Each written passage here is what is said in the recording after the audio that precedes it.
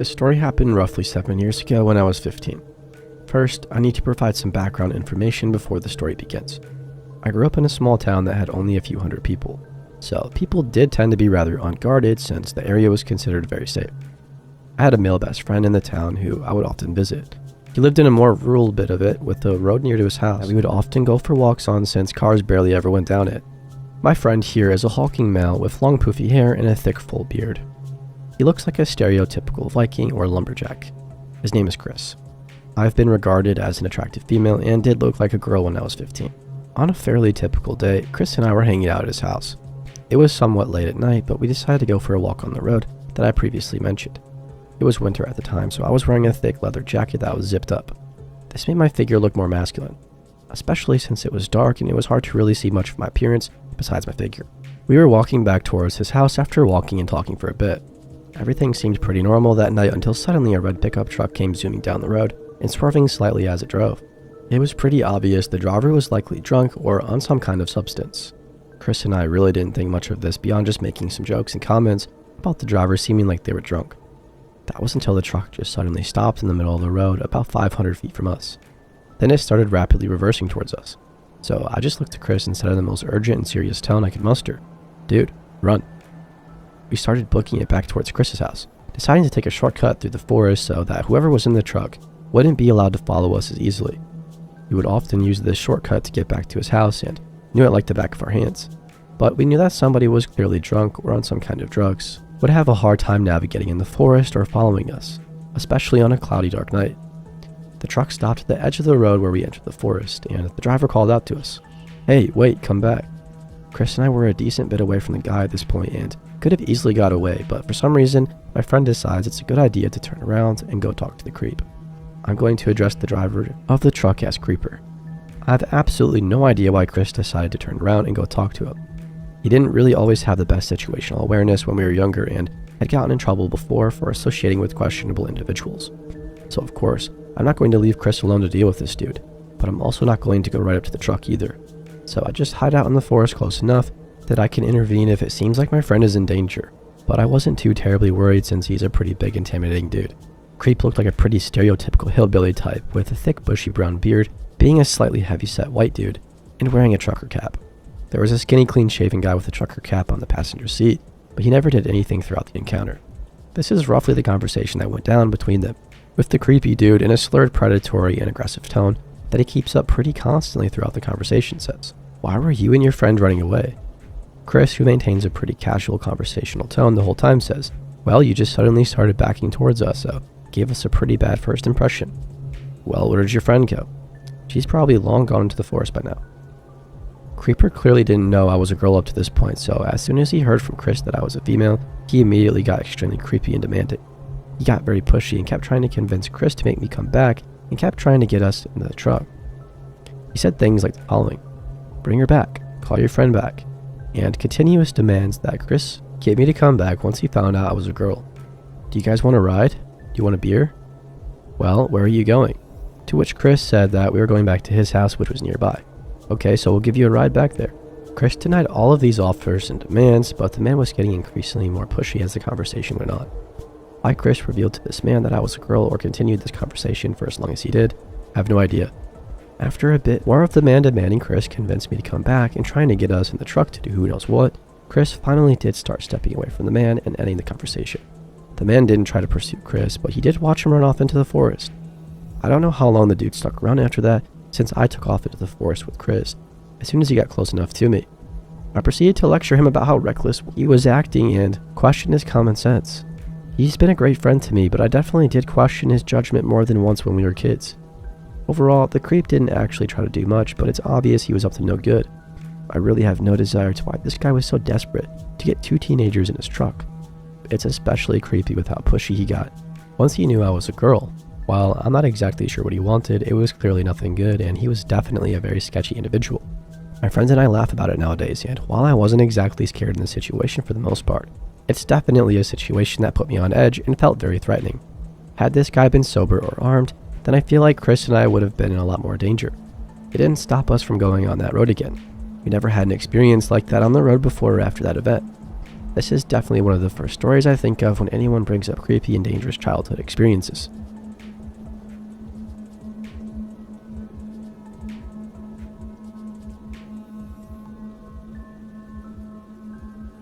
I was maybe 16 and I was kind of a rebellious kid. I joined Tinder to meet some older dudes and I matched with this really attractive 20-year-old that seemed really into me. Anyway, he asked to pick me up from school the following day to get ice cream and walked around a nearby lake. I said yes. He picked me up and we had a great conversation. Nothing weird, and it seemed like we really enjoyed each other's company. When we got to the lake, nobody was there because it was the middle of October and cold on the water. We walked about halfway around the lake and that's when it got weird. He started talking to me about crime documentaries and how he'd studied them and knew how to kill somebody without getting caught. He started making tracks in the mud and said that he would want to wear 2 big shoes so the police couldn't match him on shoe size. He picked up his shoe to show me a size 10.5 and informed me that he wore an 8. I got uneasy. He was strolling around me while I was sitting on the bench, like I was prey. He went to one of those dog baggie dispensers and pulled one off. He sleeved it up to his elbow and started swatting it in my face. I thought he might be trying to gross me out, so I was halfway giggling and swatting it away. On one of my swats, he grabbed my forearm and pulled me in and put the bag over my head. Still, I thought he might be kidding, but as I tried to get away, I noticed he wasn't letting up. I was starting to panic now, realizing I wasn't getting any air, and he picked me up in a sort of a headlock position.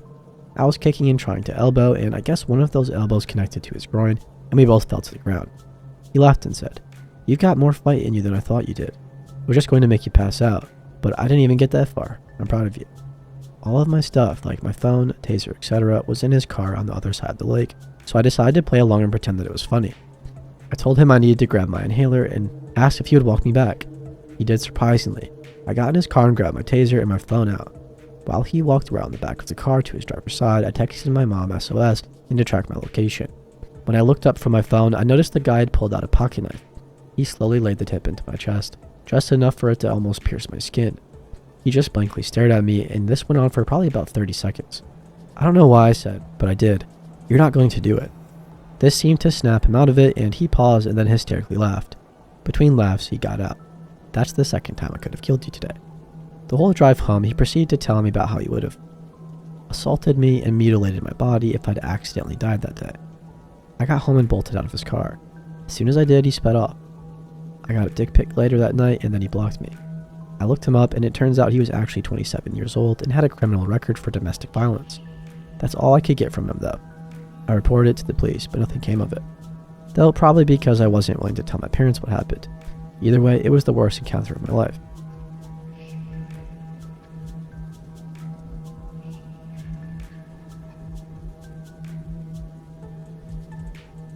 Back in the early 90s when I was a wild teenager, I met John at a party through my friend Cindy. John was an old high school friend of her brother and he was in town for a short visit. I was 16 and he was 21. I thought John was cute and he was definitely flirting with me. He lived halfway across the country, USA, so I figured I would never see him again when he left. But then he asked me for my address and phone number so we could keep in touch. My 16-year-old self was giddy. This hot 21-year-old dude wants to stay in touch. Yeah, you can have my info, I thought. I should note that I was very mature for a 16-year-old because I have 5 older siblings with only 9 years between me and the eldest. I've never saw the creepy in a 21-year-old guy hitting on a 16-year-old. Others did, but I ignored their criticism at the time. As soon as John got home, he called me long distance. Then letters started arriving, sometimes several per week. Soon, a letter arrived with stamps all over it, indicating it was mailed from jail. He got into some trouble and he refused to tell me about it, but since he wouldn't be in jail long, because he said he was innocent. Months go by and John's still writing at least once a week. I was living with my parents, but they were never home in the afternoon. I always got the mail when I got home from school, avoiding them seeing the prison-stamped letters being sent to their 16-year-old daughter. The letters started getting a lot more personal. He drew me pictures, wrote poems, went on and on about what kind of life he wanted. He asked me to send him pics, and he wanted quote-unquote sexier pics. I wrote him every 2 weeks or so, not nearly the number of letters he was sending me. One day, John calls and says he is out of jail for the time being, but he still had to go to court for something, so he might get locked up again. I tried to find out why, but he wouldn't tell me. He said it didn't matter because he was innocent and it was all messed up. He started calling again a lot. I was 17 now and rarely ever home, so he started calling later and later at night, which got me in trouble. He was getting more and more obsessed with constantly knowing everything I did. This guy was not my boyfriend, mind you. Never said he was, and we even discussed guys I liked and dates I went on, but he totally changed his attitude over time. I was tired of his interrogation, so one night when he called, I lied and said I hadn't done anything. I was sick and in my room sleeping. I just wanted to get off the phone and go to bed. He flipped out and proceeded to tell me exactly what I had done that night and named the people I was with. My brain broke and I just hung up and took the phone off the hook. After a sleepless night, I called everybody the next day. John was 1,000 miles away, yet somehow he knew where I was last night, and he knew like the instant I got home because the phone started ringing before I could even close the front door. What the heck, right? Nobody knew anything about it. I talked to Cindy and her brother. They hadn't talked to him. Her bro said they were old high school buddies, but he hadn't really known the guy for years and didn't know what the heck I was talking about. Now a large number of people were freaked out. The circle of inquiry expanded as everybody tried to figure it out. Found no answers. John called every night though, but I didn't answer. After 10 p.m. I would take the phone off the hook in my bedroom. My older siblings had moved all at this point, and my parents never noticed. So he wrote more letters, detailing the things I was doing and who I was with, telling me how much I meant to him and that he couldn't understand why I wouldn't talk to him. The letters were still postmarked from his home state, and the call still coming from his area code, so I was pretty sure he wasn't in town, but how the heck was he getting this information? I continued to ignore his calls and didn't write back. I was hoping he would get bored and give up. I didn't want to get the cops involved because I didn't want my letters to him being dragged into anything because I told him some personal stuff I didn't exactly want other people reading. Though the stuff I said was just minor drama, and I really didn't like the cops and didn't want to get them involved in my life anyway. Finally, I was on the verge of going to the police. I actually started writing out a statement with a timeline and sorted the pile of letters from him. But then the phone calls and letters suddenly stopped. A month later, I got another letter covered in stamps. He was back in jail and as crazy as ever. It was like 20 pages, front and back, wall-to-wall pure batshit crazy with doodles covering every square inch of paper. I wrote back, a single page with only enough words to explain that if he ever wrote or called me again, I would take every single page he had ever written to me and send copies to the police in his local city, the warden of the jail he was in, and to his old high school buddy Cindy, his brother, so he could spread word of John's craziness back through his old acquaintances. Never heard from John again. I also never figured out how he was stalking me either. All of my friends back then, I can't think any of them would have been playing spy for this guy and lying about it. I even tried switching up the people I was hanging out with, but John would still know, and his letter would be like, "Did you have fun after school on Tuesday with your new friend? Are you working on an assignment together?" I didn't have a cell phone, didn't have a home computer, I didn't talk on the phone about the things he knew about. The only thing I can come up with is, John must have paid somebody to watch me because without the internet, this guy managed to stalk me from 1,000 miles away. To this day, nobody in my family knows about this.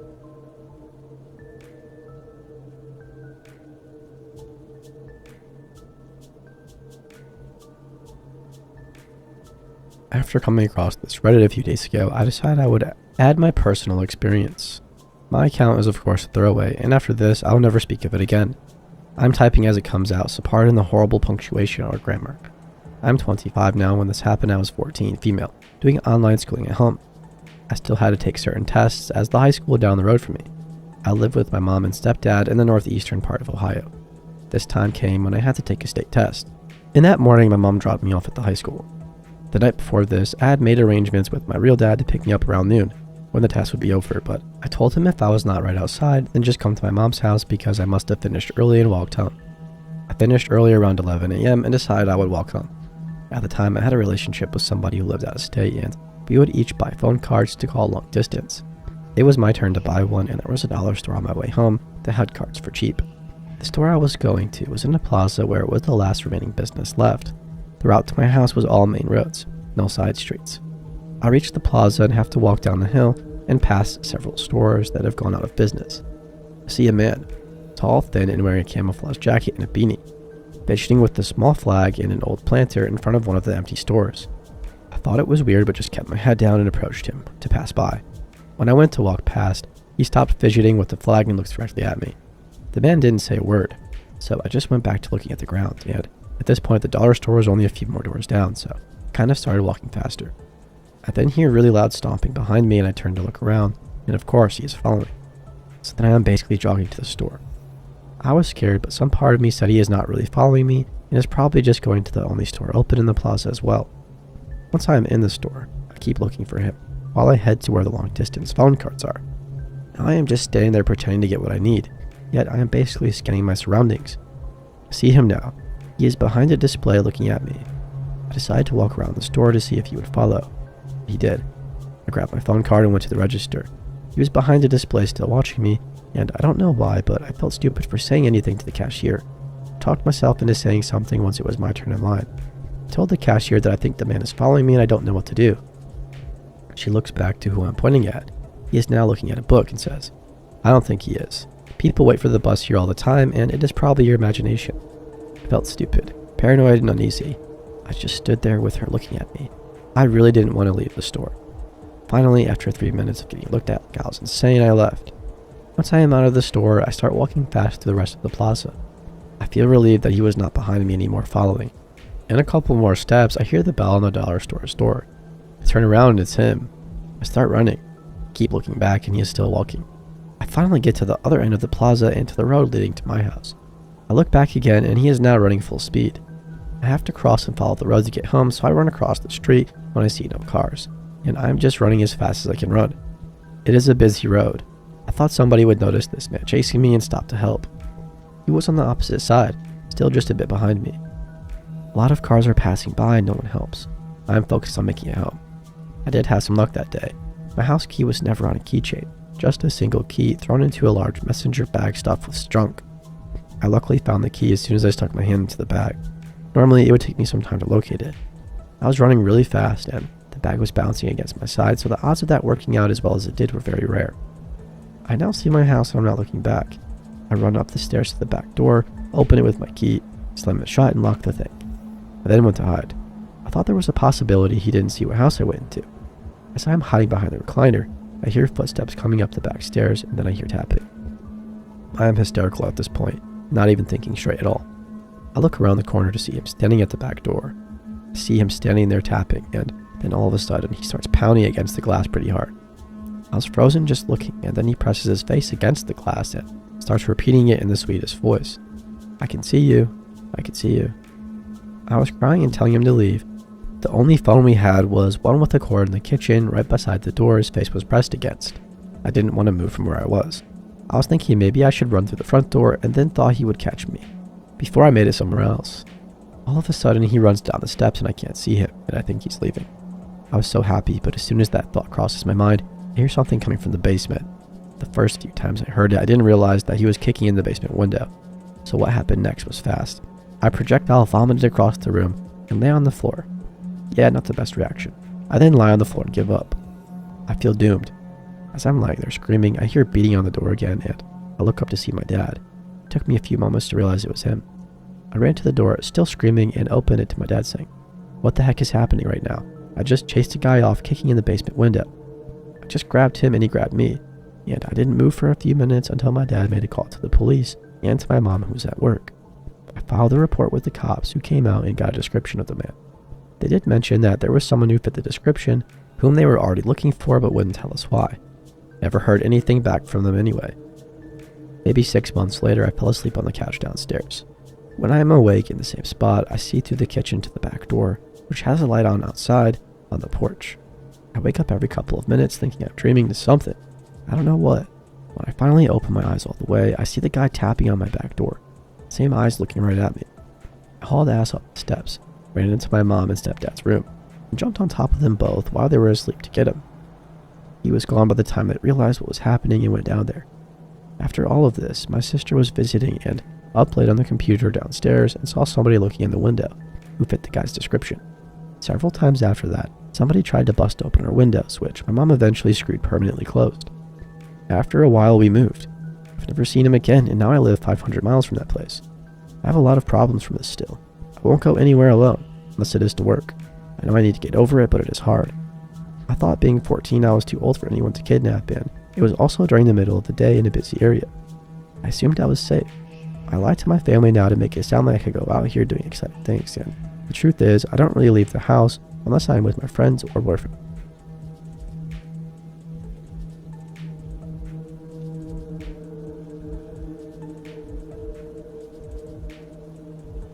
At the time, I was 16 female and I was attending my first college quarter. Everything was going smoothly and I was making plenty of friends, until about halfway through the semester. One of my classmates, 26 male, came up to me and asked to exchange numbers and potentially go out on a date. I tried to make myself clear that I did not want to go out with him simply because he was a lot older than me and I was not interested. I kindly let him down, but he insisted that he give me his phone number. I continued to tell him no, and he took my phone out of my hand and made himself a contact. This startled me, but it only got worse. The next day in class, we had our regular 10-minute break, and I was chatting with my friends when he came up to me mid-conversation asking me to go talk. I firmly told him no, I'm in the middle of a conversation. He basically gave me the finger and acted like I was the worst person in the world. He stomped down the hallway and kicked open the doors. I went back into the classroom to at least be with my professor if anything more happened. My friend texted me asking what I said to him because he was outside kicking around at a trash can and basically screaming at everybody who walked by him. At this point, I was scared to even leave the class because I didn't know what he was going to do. I had a previous stalker at the beginning of the semester and had been in contact with the school about that, so I expressed how my classmate was making me uncomfortable at my weekly counseling sessions. The school was aware. He ended up leaving me alone for about a week or two. Then one day there was a note on my desk asking if I loved him, if I wanted to marry him, and to have kids with him. He wasn't in the classroom when I saw it, so I just slipped it into my backpack and ignored him for the rest of the lecture. Gave the note to my counselor so she could see that he may be a real issue. I believe she contacted my professor to make sure I was safe in class. After the note, we had only about a week left, so jumping to the last day. It was an independent study day and we were on our own.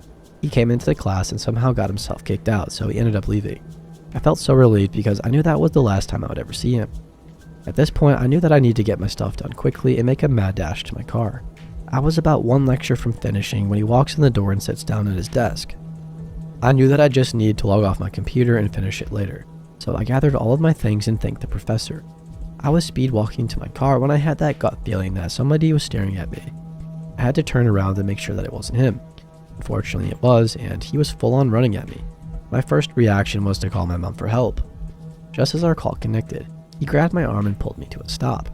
At this moment, I'm telling him to leave me alone as loudly as I can and that I'm only 16. He said word for word, "Age doesn't matter, I know we're in love." I ran to my car as fast as I could to get away from him, but he stayed on me.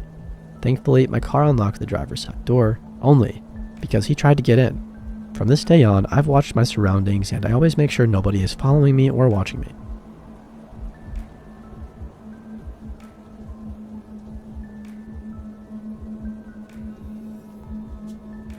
This just happened last night, and I don't know exactly what to make of it. I'm an 18-year-old dude who lives at home with his mom. I know that sounds lame, but I love living with my mom. We don't live in the house I grew up in, but we are in the same neighborhood as my grandma's house and only a minute away from all my aunts and uncles and cousins. It's always been a nice and happy area for me because I grew up around here. To say it plainly, I love this place and I feel very comfortable almost everywhere in the city. Nothing bad has happened to me or any of my family members while we've lived in this town. It's close to the Gulf of Mexico and it's full of chemical plants and thus workers from chemical plants and their families. Most people mind their own business and have a lot of respect for hard work and integrity here. But there are some crazies, I guess. There was a body found in a storage unit not too terribly long ago. It was a woman who was murdered by her husband.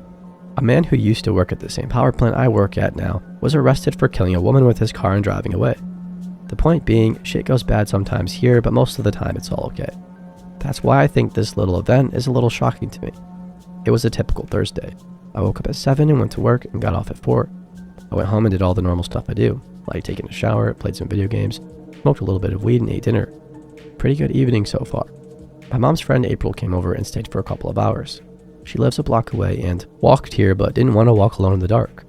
My mom told me that at about 9 p.m. she was walking April back to her house and that it would only take a second. I said, "Alright, see you soon," and they left. No more than a minute later, I thought I heard tapping on my window, but it was so light and inconsistent that I still don't know if anyone was actually tapping on the window. I still felt a little paranoid and so I turned on some music to distract myself. I turned it down a minute or two later when I thought I heard my back door open. It's very loud because of 1, how old it is, and 2, how we always keep the spare key in the lock which jingles every time it's opened.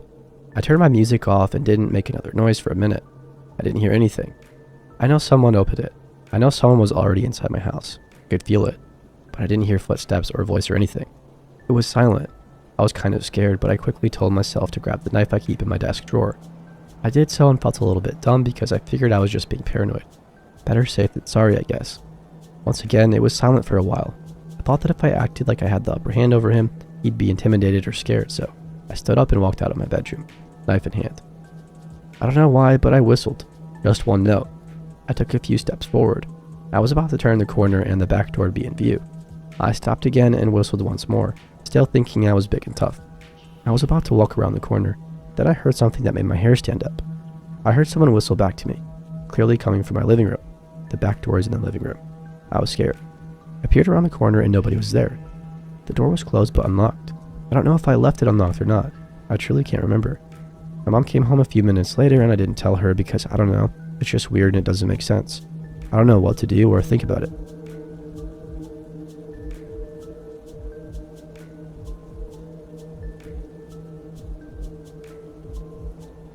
To preface this post, I grew up in an upper middle class family. My dad was a young professional and my mom was next level, taking care of 3 kids and being a GM for my dad.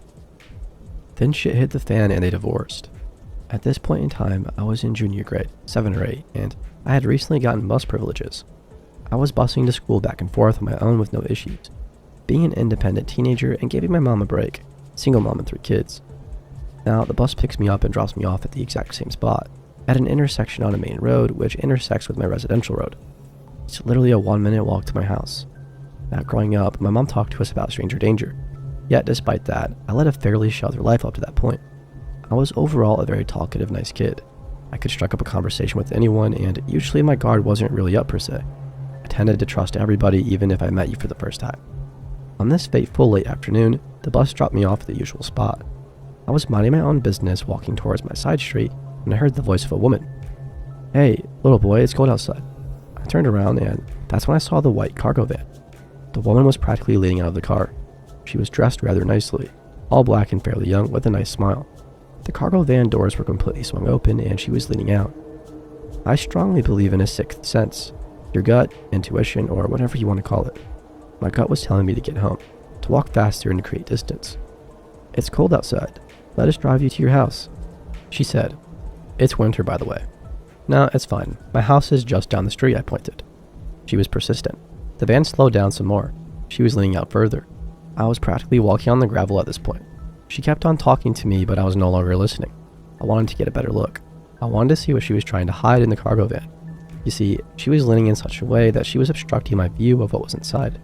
And as I walked, she kept shifting. I managed to sprint fast enough and get ahead of her. That's when I saw him. There was a man crouching behind her out of view.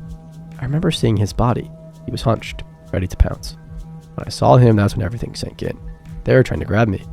I'll never forget the face of that woman. She went from cheerful and happy to sour in an instant. She dropped her acting, slammed the door and sped off. As an adult, I am convinced this was a planned act of opportunity. Around that time, we had a series of kidnappings in my city or town. All the kids my age had reported the same white cargo van. In this instance, they followed a bus and just waited for the perfect moment to strike. I could have easily been one of those missing kids on a milk box. I still get chills when I think about it to this day.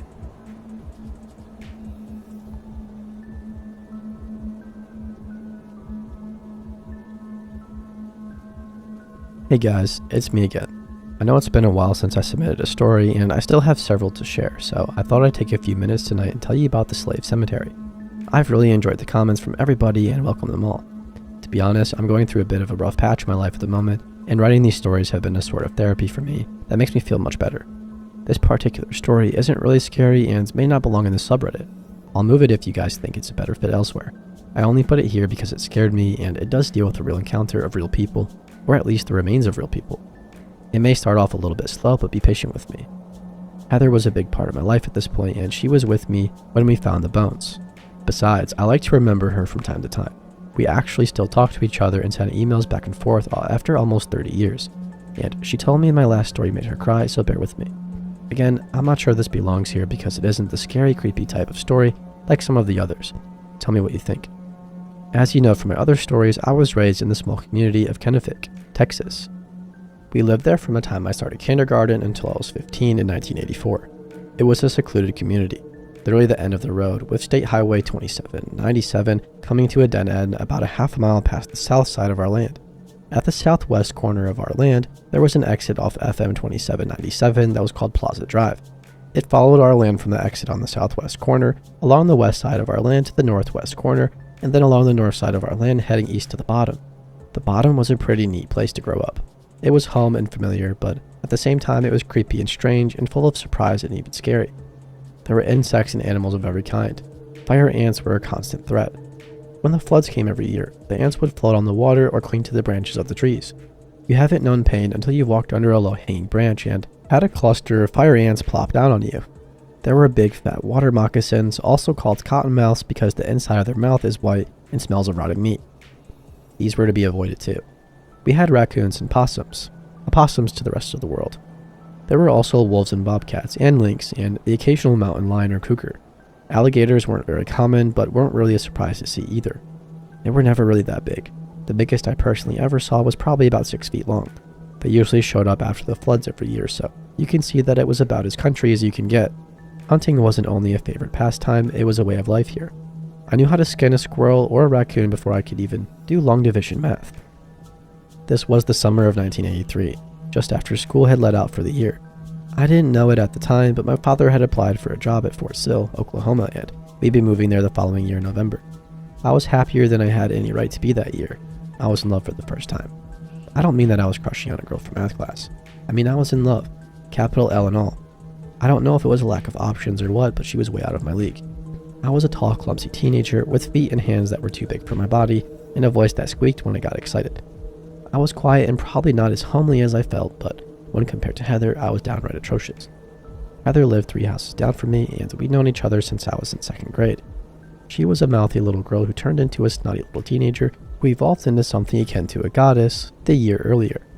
We actually hated each other when we first met, and she was constantly telling on us for one thing or another. After the Christmas break the previous winter, she got onto the bus wearing glasses, and she had braces.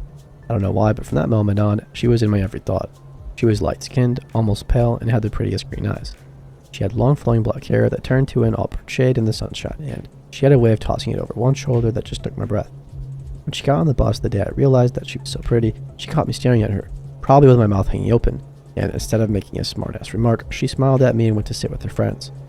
I watched her walk by, and then when she and her friends started giggling, I turned around. That afternoon, I made it a point to sit closer to the back of the bus where she and all of her friends usually sat. I don't know if it was divine intervention or scheming by her friends, but the only seat available that day was with me.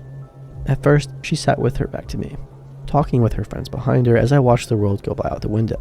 She would flip her hair and I could smell her perfume. Even now as I write this, I can remember that. It was Charlie, and to this day, whenever I smell it, I am reminded of my time with Heather.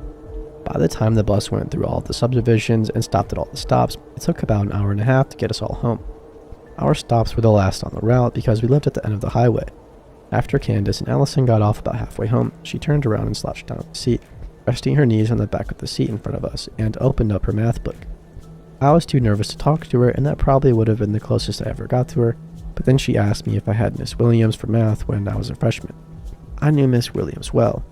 She had a paddle that she named Channel 26. I never wanted to watch Channel 26. Unfortunately, I'd had several encounters with Channel 26.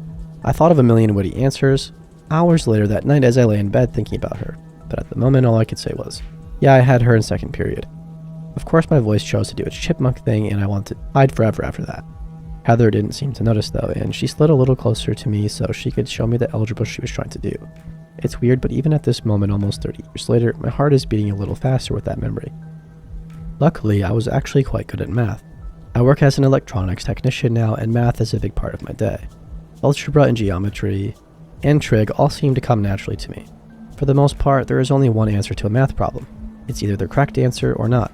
I began to show her how to do the equations, and the next thing I knew, it was time to get off the bus. As I got up to leave, hating that the ride was already over, I offered to help her before school the next morning. She looked up at me with a big smile that melted me to the core and said, "Oh, would you? That'd be cool." So I helped her the next morning, and that afternoon she sat with me again. We started sitting together at lunch, and at the end of the week she got an A in her test. I remember standing in line after school, waiting for the bus when she came running up with her ponytail flying from side to side, waving her paper to show me. She held it out in front of her with both hands and told me, "Look, we did it." Then she threw her arms around me and said, "Thank you." To be honest, I really don't remember what I said after that. For whatever reason, she continued to sit with me on the bus and before school and during lunch and again on the ride home. She did probably 90% of the talking, but I was elated just to be the one she was talking to. When I finally got up the courage to ask her to the Valentine's dance, she looked at me with a wrinkled nose and said, "Really?" I suddenly felt like I'd been kicked in the stomach. That look and that word killed me. My heart stopped and I almost wanted to disappear or take it back. Then she said, "You want to go with me? Why?" I stammered something about how I thought she was the prettiest girl in school and how I liked to hear her laugh and watch her smile. Heather flashed me the biggest smile, and again she wrinkled her nose and asked, "Really?"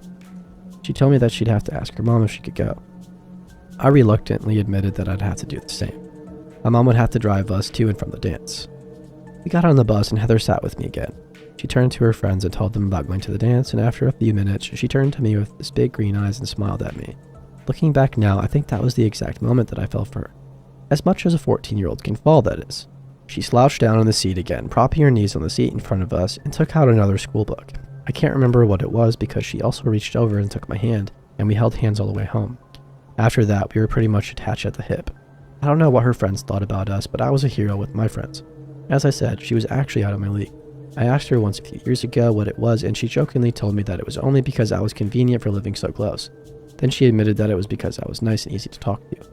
We went to the dance together, and the first slow song they played was Faithfully by Journey.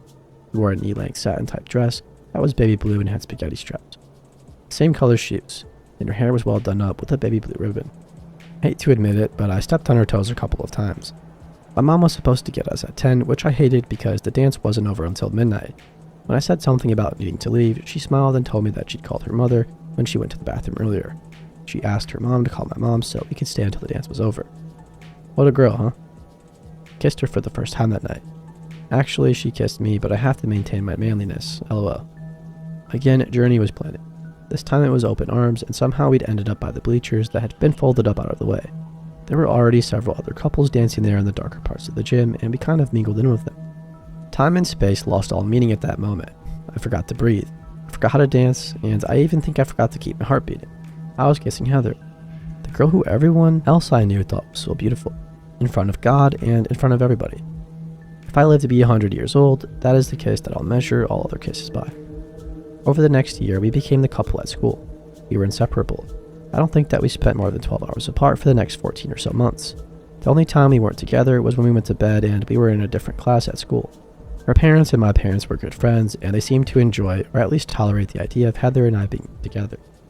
I know her father was nervous about me, but he liked me enough. Heather's mom would sometimes crack little jokes to get me embarrassed. She'd joke about what we were going to name our kids, or how Heather's name sounded with my surname. The following summer of 1984, our relationship deepened due to teenage emotions, hormones, and curiosity. We'd been swimming in the river. We hadn't planned on swimming.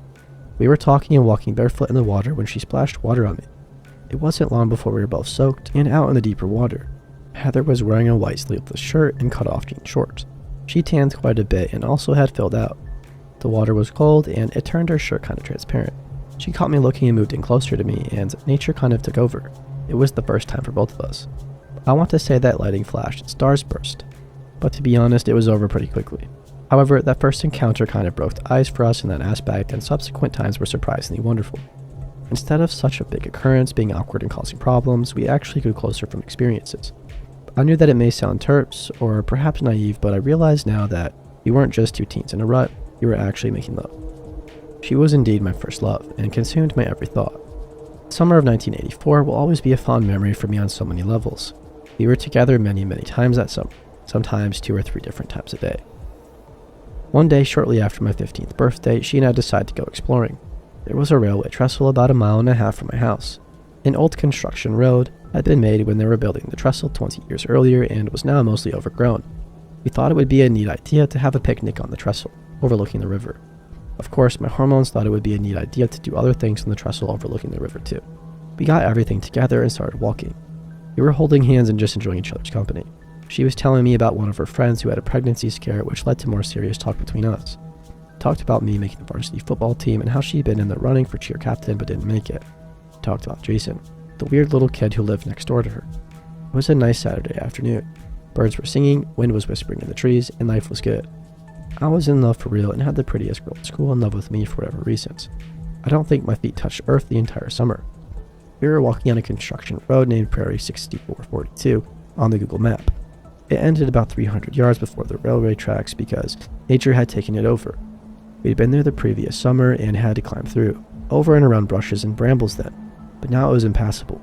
We decided to have our lunch in a small clearing near the end of the road. Being the innocent teens that we were, we talked about our future and how perfect it was going to be. This clearing was perfect for our little house. There was even the remnant of an old barn, basically just a square area that was flatter than the surrounding area.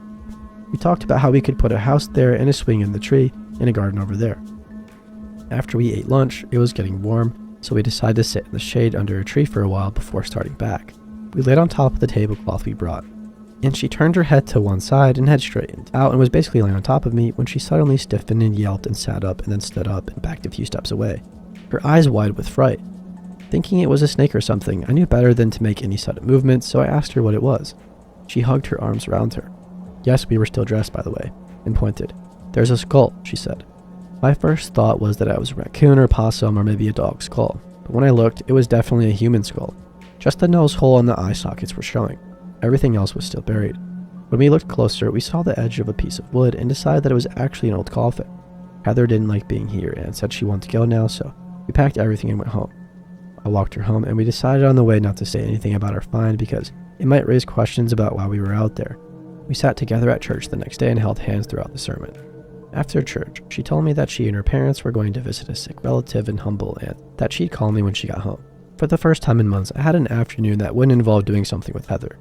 I went to Terry's house, but his mom said that he was over at another friend's house, so I rode my bike over there. After a few minutes of talking, tossing a baseball around, I told them about the skull. They wanted to see it, so we set out on the bikes towards the trestle. I was bombarded with questions about what Heather and I had been doing and why we weren't together and when we were planning to have the wedding, along with the more crude questions of inquisitive teens. When we got to the clearing, I showed them the skull, and Bobby grabbed a stick and began to dig it out.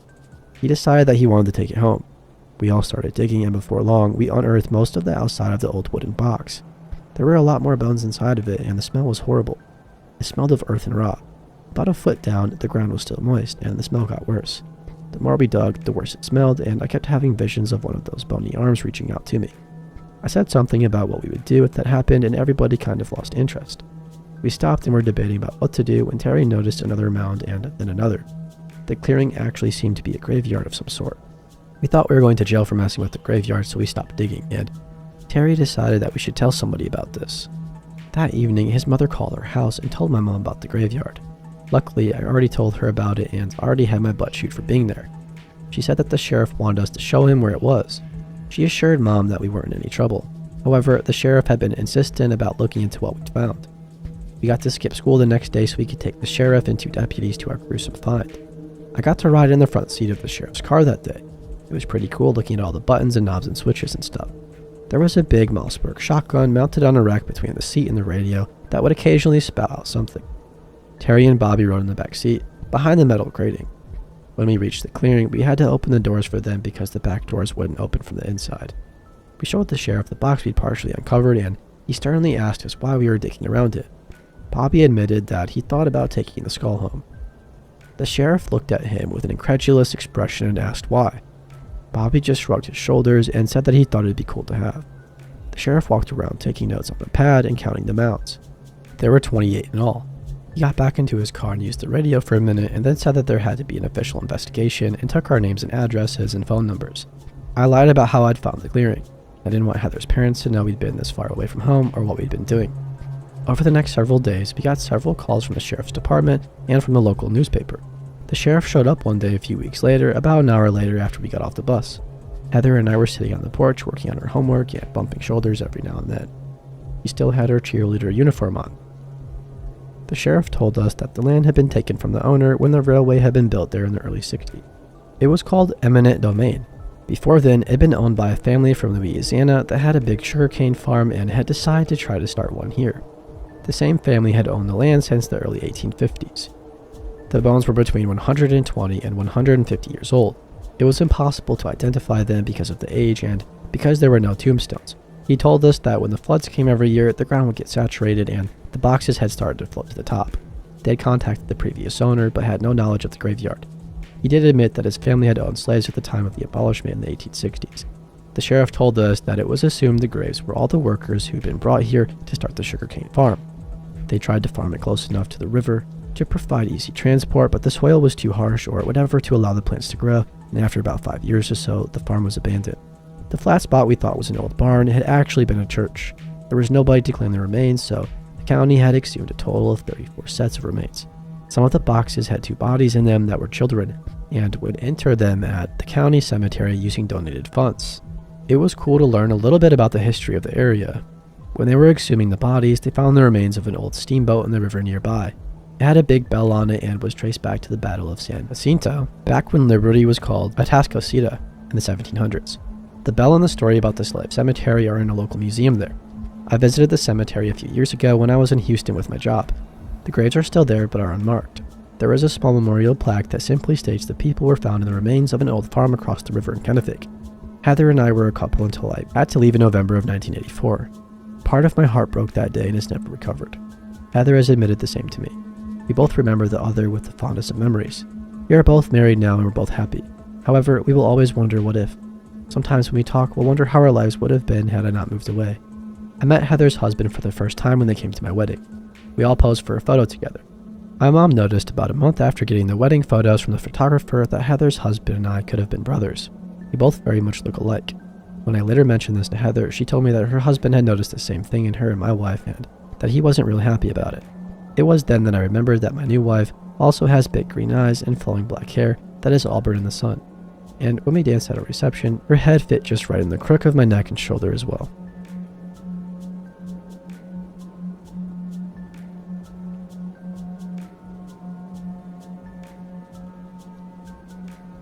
I lived in a border town growing up. Mexico was pretty safe at that time, and high school kids going across the border was no big deal, as our parents did it as well. It was the summer before I went to college, and I worked as a cocktail waitress at a nice club, catering to the white residents of the city, as well as people in the Air Force Base. I was becoming friends with another waitress who was a blonde, blue-eyed girl, well off, and whose parents left her by herself at their house by the lake. I was very poor and Hispanic, but she was always nice to me. The club closed at 2 a.m. If we wanted to have fun ourselves, we would have to go to Mexico because at that time friends' parties were done. This girl had been dating a rich Mexican dude. She was like 17 or 18 and he was like 19 or 20. We considered him a rich dude. The incident. After one of our shifts, my friend asked if I wanted to go with her and her boyfriend to party in Mexico. I agreed. We were picked up in a beautiful black car by his driver and he had a couple friends with him. All are well off and good looking. They take us to a club. As soon as we walked in, the waiters brought multiple bottles of good quality liquor, mixers, and garnishes. I had a blast and her friends were kind and respectful. I drank a little bit, but not much. We were only there about an hour when the bar started to close. The guys suggested that we go to Boys Town. For those of you who don't know about the US-Mexico border, there is usually a red light district with drugs, drinks, and prostitution. I agreed to go because I felt safe with my current group. Rich Mexicans probably well known, and I like adventure. I'm a bit of a risk taker. Any trouble would probably be from cops, and we could just give the crooked cops some cash. We take this fancy car through a dark dirt road outside of the small city until we see flashing lights of Boys Town, like a movie set. We go to one of the bars and enjoy the show. It's a mix of drunk college boys, Mexican cowboys, and the desperate women looking for their mark. I was surprised. There really is a donkey show, but it's not what you think. The whole night my friend's boyfriend and his friends had treated us to drinks. I was getting drunk and needed to use the restroom. I walked down a red-lit hallway and encountered a prostitute with only a see-through scarf around her hips. She smiled at me and curled her finger to beckon me to a small room. Being the curious girl I am, I was tempted. She was beautiful with wavy black hair. I smiled and started walking towards her. I suddenly felt strange, surrounded I guess is the feeling. I stopped and started to feel very uneasy. She continued to try to lure me into one of the small side rooms. I shook my head and returned to the table with my friends. Another drink was waiting for me. I took a couple of sips and just felt weird. I told my friend that I didn't feel so well and asked them to stop buying me drinks. This is the scary part, he says. We haven't been buying your last few drinks. Like nothing. What the heck? I quickly turned to the bar and noticed that several men are looking my way. Someone I didn't know was sending me drinks. I told the group that I had to go and if we didn't leave, I would make a scene. We left. I headed home and didn't speak. I felt super wired and amped. I haven't felt like this before or after. I was often feeling out of control. I got home at around 6 a.m. My mom was waking up and was wondering what I had done.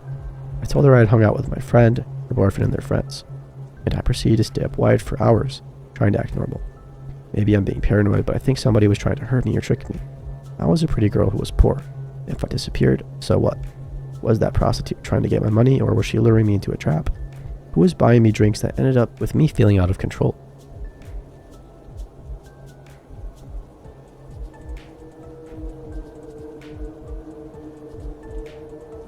This happened about 6 years ago.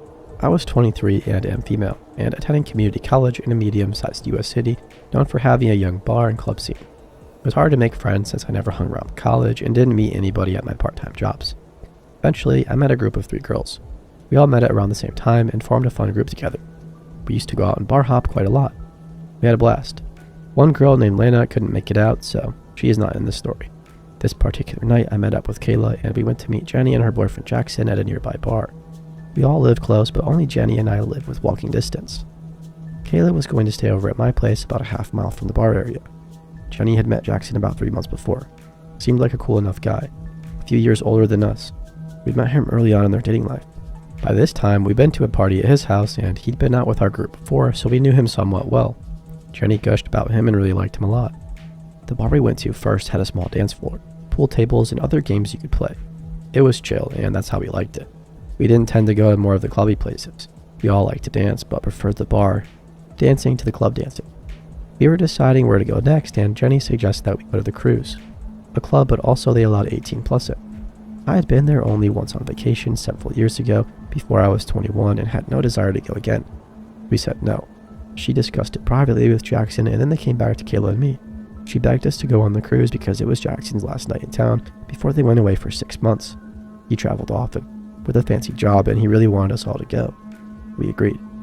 It was still early when we got there, so we got some drinks and went off to the side to dance a little bit on our own. The dance floor wasn't hopping yet.